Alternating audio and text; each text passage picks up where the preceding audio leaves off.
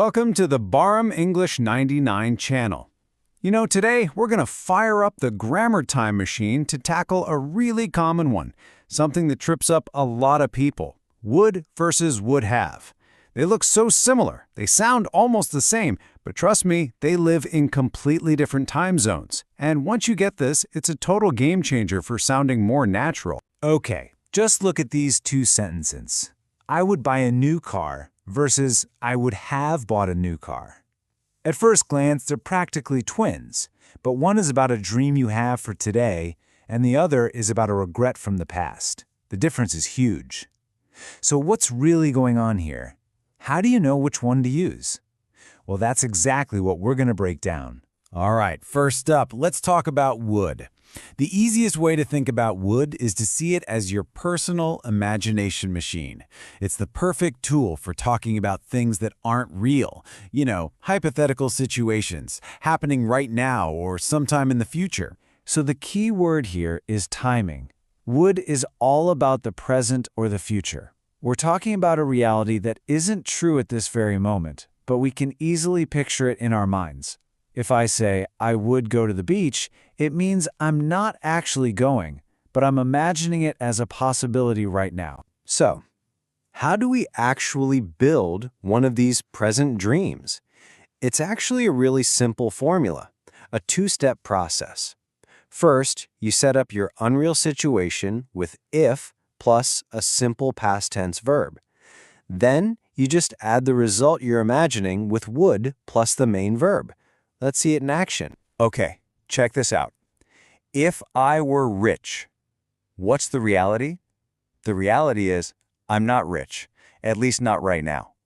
So that's our unreal condition. And the result of that imaginary situation? I would buy a new car.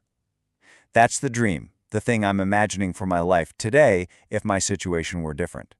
It's all about a present hypothetical. Now, would has another really common job. It can also describe habits or things you did over and over in the past. Here, I would spend every summer isn't an imaginary dream. It's a nostalgic memory. It's another way of saying I used to spend. So it's about the past, but notice it's about something that really happened on repeat.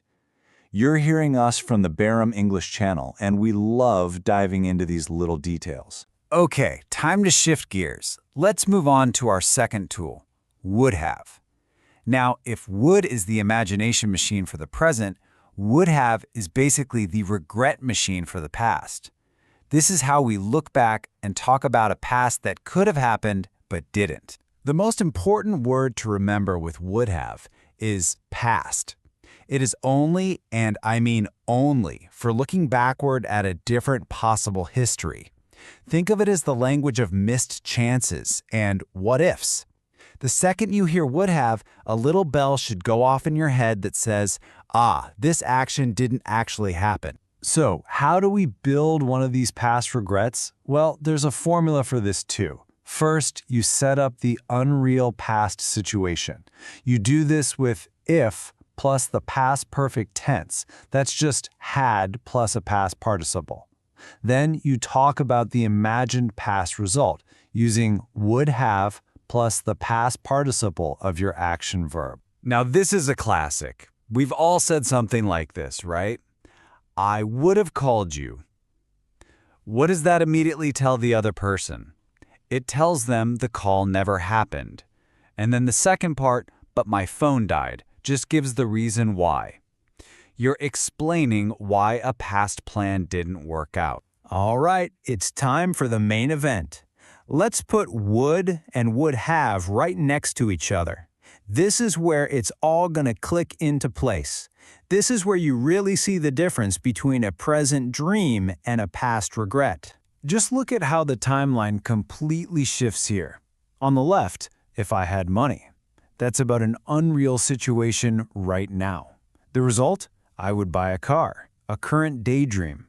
Now look to the right. If I had money. See that extra had? That locks us firmly in the past. And the result? I would have bought a car, a missed opportunity.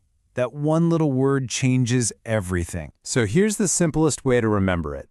Think of would as looking forward from where you are right now, imagining what could be in the present or future. And would have is all about looking backward, reimagining a past that's already gone. Here's a great analogy. Would is like looking through the windshield of your car, while would have is looking in the rearview mirror. It's a simple trick we love to share here on the Bahram English channel. Okay, before we wrap this up, I've got a quick bonus for you. Would isn't just for hypotheticals. It's also a secret weapon for sounding way more polite and natural in everyday conversations.